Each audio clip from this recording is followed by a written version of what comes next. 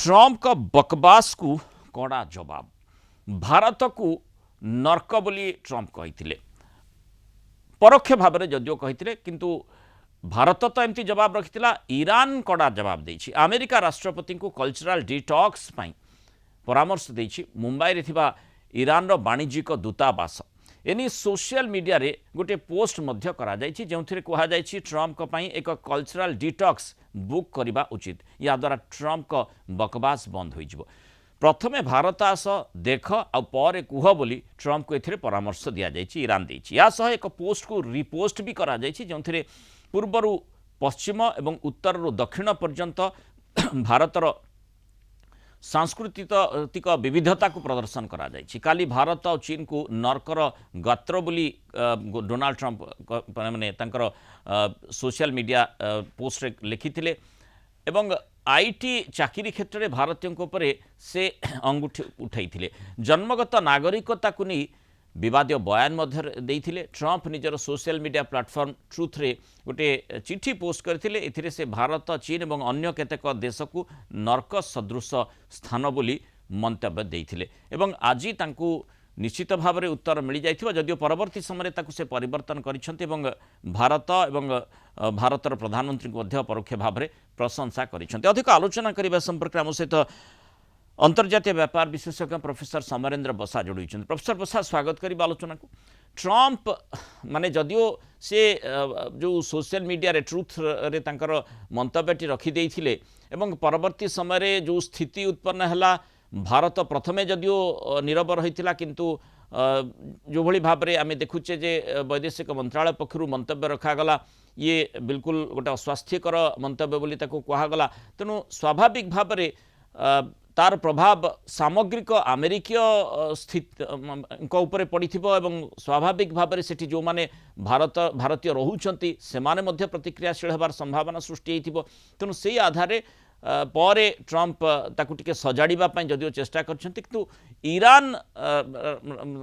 embassy पक्षरु जो भली भाव में मंतव्यटी रखा जाइछि अंततः ये ट्रंप कर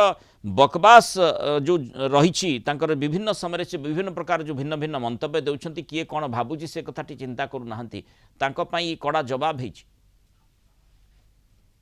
देखो डोनाल्ड ट्रंप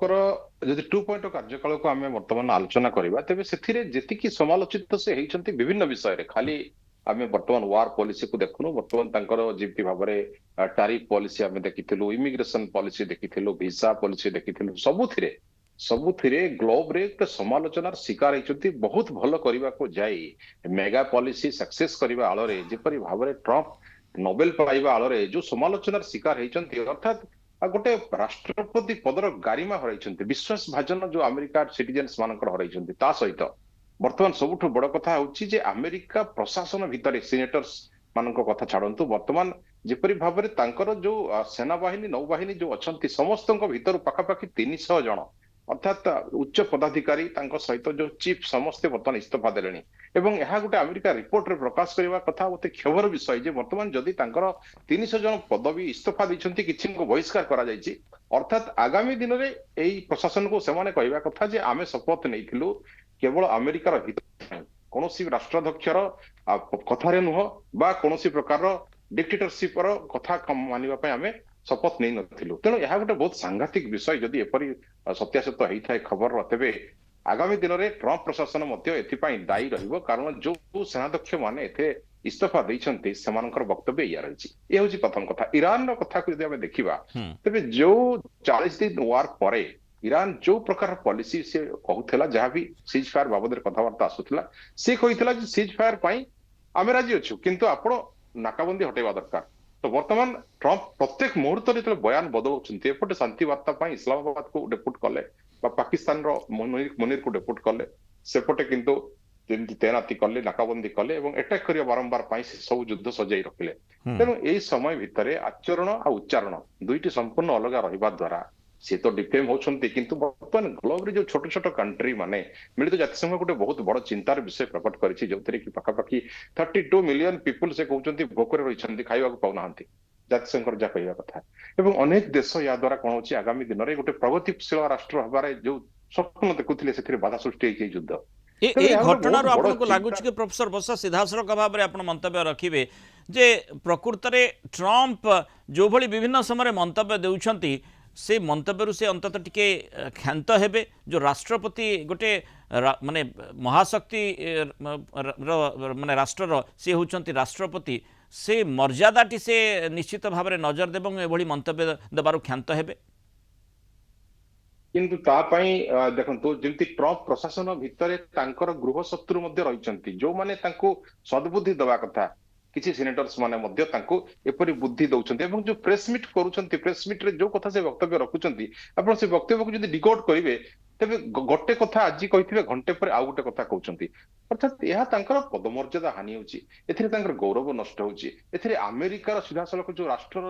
ଦ୍ୱିତୀୟ ବିଶ୍ୱଯୁଦ୍ଧ ପରେ ଯୋଉ ପ୍ରକାର ଥିଲା ଗୋଟେ ରେପୋ ଥିଲା ତାହା ମଧ୍ୟ ଲସ୍ ହଉଛି ତେଣୁ ଡୋନାଲ୍ଡ ଟ୍ରମ୍ପ ନିହାତି ବୁଝିଯିବା ଦରକାର ଯେ ଆଗାମୀ ଦିନ ପାଇଁ ଯୋଉ ମୋ ରାଷ୍ଟ୍ରପତି ପଦ ପାଇଁ ଆଉ 2 ବର୍ଷ ମୋର ରହିଛି ବର୍ତ୍ତମାନ ଯଦି ସକ୍ସେସ କରିବାର ଅଛି ମେଗା ପଲିସିକୁ କରନ୍ତୁ ଆପଣଙ୍କୁ କେହି ମନା କରୁନାହାନ୍ତି କିନ୍ତୁ ଏବେ ଯୋଉ ପ୍ରକାର ସିଷ୍ଟମ ବା ଯୋଉ ପ୍ରକାର ବୟାନବାଜି ରହୁଛି ୟା ଦ୍ୱାରା ୱାର ପଲିସି ତ ଭଡକୁଛି ତା ସହିତ ସମସ୍ତ ଦେଶ ଏଥିରେ ତଳିତଳାନ୍ତ ହେବାକୁ ବସିଲେଣି ଆପଣ ଦେଖନ୍ତୁ ଅର୍ଥନୀତି ବିଶ୍ୱର ବର୍ତ୍ତମାନ କେତେ ବର୍ତ୍ତମାନ 0.5% ଯଦି ଆମେ କହିବା ବର୍ତ୍ତମାନ ଆପଣଙ୍କର ଜିଡିପି ୱାର୍ଲଡ ର ଜିଡିପି ଯାହାକି ମିଳିତ ଜାତିସଂଘ ଚିନ୍ତାର ବିଷୟ କରିଛି 0.5% ସ୍ଲାସ ହେଇଛି ଏଟା ଗୋଟେ ବହୁତ ବଡ କଥା ଏବଂ ଏହା ଦ୍ୱାରା ଆଗାମୀ ଦିନରେ ଏ ଦେଶ ମାନେ ଗୋଟେ ପ୍ରକାରର ଯୋଉ ଉନ୍ନତି ଅବନତି ହେବାକୁ ଯାଉଛି ଏବଂ ଏହା ମାନବ ସମ୍ବଳ ପାଇଁ ବା ମାନସିକ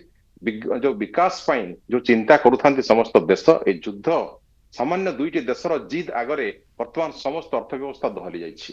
ତେଣୁ ନିଜର ଆକ୍ସନ୍ କୁ ତର୍ଜମା କରିବା ସହିତ ନିଜର ଯେଉଁ ମନ୍ତବ୍ୟ ଗୁଡ଼ିକ ବିଭିନ୍ନ ସମୟରେ ଟ୍ରମ୍ପ ଦେଉଛନ୍ତି ତାର ଯେଉଁ ପ୍ରଭାବ ରହୁଛି ବିଶ୍ୱ ସମୁଦାୟଙ୍କ ନିକଟରେ ଅନ୍ତତଃ ବର୍ତ୍ତମାନ ଟିକେ ସେ ବାବଦରେ ଚିନ୍ତା କରିବାର ଆବଶ୍ୟକତା ରହିଛି ସେଥିରୁ କ୍ଷାନ୍ତ ରହିବାର ନିଶ୍ଚିତ ଭାବରେ ଆବଶ୍ୟକତା ରହିଛି ବହୁତ ବହୁତ ଧନ୍ୟବାଦ ପ୍ରଫେସର ବସା ଆଲୋଚନା ରହିଥିବାର ମତାମତ ରଖିଥିବାର